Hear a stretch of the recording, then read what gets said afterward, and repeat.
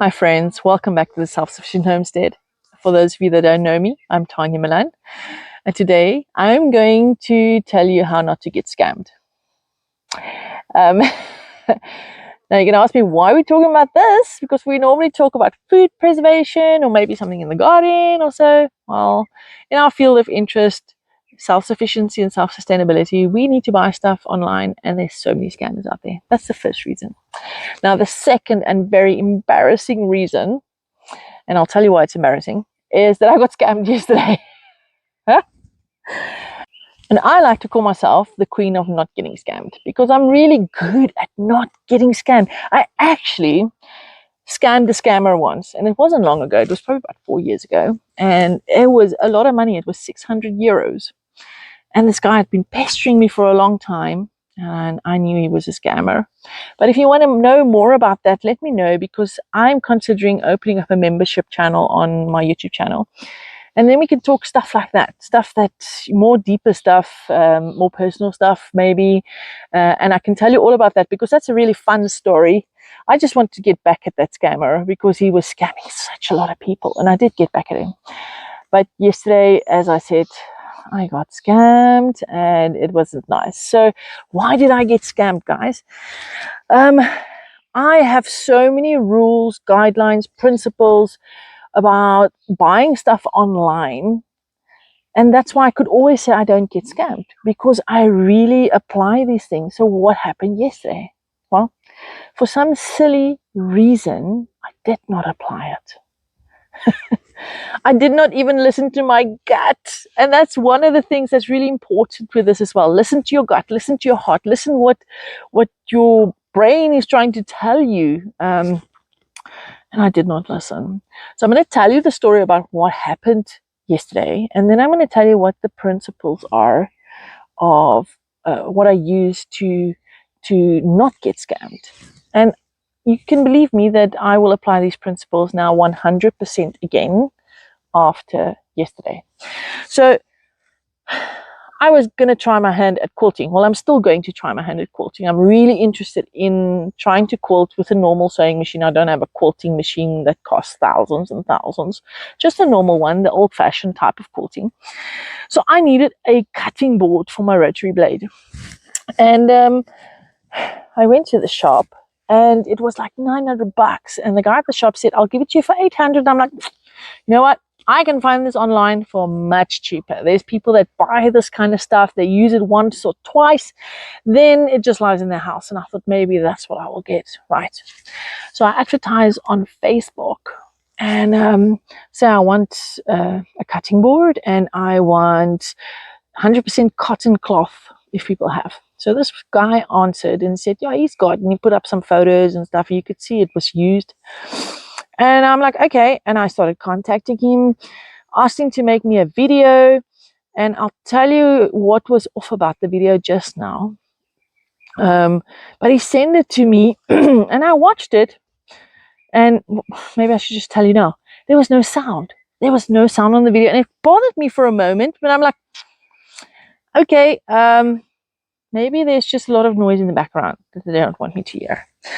So after he sent me the video, I asked him for his details, and he asked me for my courier details, which I sent to him. And he sent me like a photo of how he read my details in on the courier booking page, but he hadn't booked it yet. And another thing that bothered me, he said 100 Rand shipping, and I knew for that size mat it can't be 100 Rand, but I kind of just put it aside. This guy's being nice, or he just needs the money or something like that. Stupid me. Anyway, so I sent him the money for the mat and for the courier. And then this guy started saying, but don't you want to buy some cotton as well? And I said, yeah, sure. And he started sending me pictures. And I said, I want that one, that one, that one, that one, that one. He sent me a price. And then suddenly something just, these things that I didn't follow, the video not having sound, the shipping price being a bit off, and me not getting the code for the shipping, like the shipping number, that kind of just made me think, hey, wait. So I said, or I tried to video call them first. They didn't answer. I sent them a message and I said, I want to see that one cloth. Can you please unfold it for me so I can see the pattern? And they said, yeah, sure. We're just putting the baby to bed. After that, we'll send you a video. And I'm waiting and I'm waiting and I'm waiting. And I open up my phone onto my banking app and I go to where you can reverse a transaction. And I'm sitting hovering over that reverse button. And I'm thinking, Tanya, you're going to be so rude if you do this. And this guy is legit. So I didn't do it. And I waited and I waited and I waited. And once it got to like a half an hour or so, I thought, okay, let me try it. And I pressed reverse and it says, money's gone. You can't reverse it anymore. And I'm like, I just got scammed. I just got scammed. Anyway, so what did I do wrong? What did I not follow that I normally would follow? Well, firstly, when I want to make an online purchase, I normally do it on Facebook.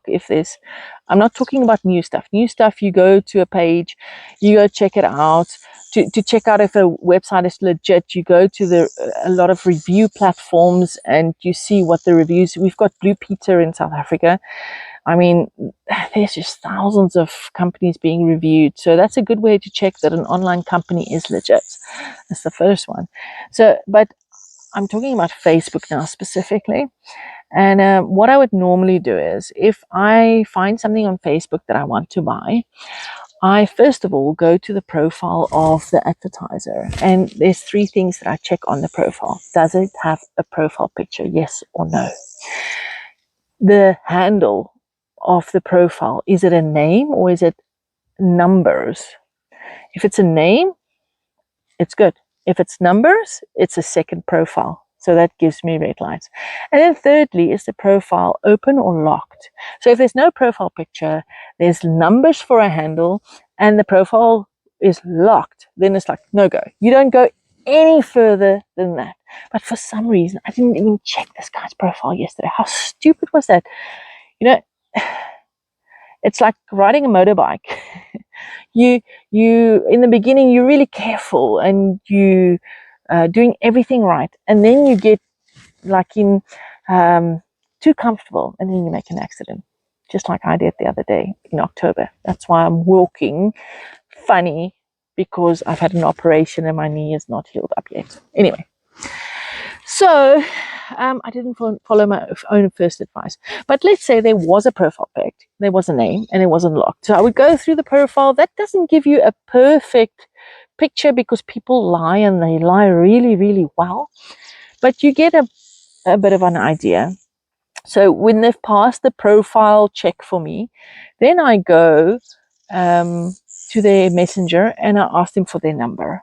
I contact them on a private messenger app, not Messenger or Facebook. So I use WhatsApp in South Africa, whatever you're using over there, I don't know.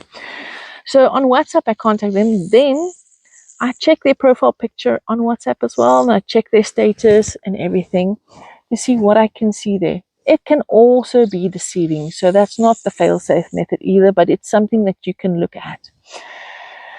Then there's something that I do that a lot of people will feel that they don't want to do it because they are going to, what is the word? They're going to insult or offend the person on the other side of the line, or they're going to waste their time. You know what, guys? This is your money. Who cares if they feel insulted or offended if you ask what I'm going to tell you to ask now? And I am 100% sure if this guy on the other side of the line is legit, he wouldn't mind what you're going to ask him. So what I do is I say, do you have the product with you? If they say yes, I say, okay, take the product and take a photo or a video for me of the product. But while you are doing it, then I will give them something to do. Either show a thumbs up next to the product, or take a piece of paper and write something really random. You choose what they should write, like red 1, 2, 3. I mean, who's going to write that on a piece of paper? So unless this guy is really, really good at editing, he's not going to get this right if he doesn't have the product in hand. So that's critical, okay? Don't accept a video without sound. Guys, that was a big mistake from my side. And By the way, that was something really stupid. This guy sent me, I'm back to where I got scammed. This guy sent me the photos of the product. And when he sent me the video, which didn't have sound, afterwards I went and checked. The products didn't even match because these cutting boards have all these patterns on triangles and squares and circles and hexagons for you to do your quilting and crafts on, right? For guidelines. And they weren't the same. Oh man. Anyway, so that's one of the things you check also. You check if it's the right product on your video. But I can tell you that much, if they are doing all these funny actions that you're asking them to do, then you're already halfway there. And then finally, despite that, I'll tell them there's many scammers out there. I would like to do a video call. And you're not wasting their time. You are actually protecting your money.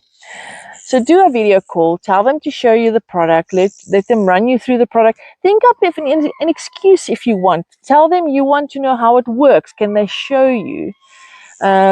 Or you want to see the condition, whatever you want to say, but they need to put you on video call. You need to see their face. You need to see the product, and they need to explain all this to you.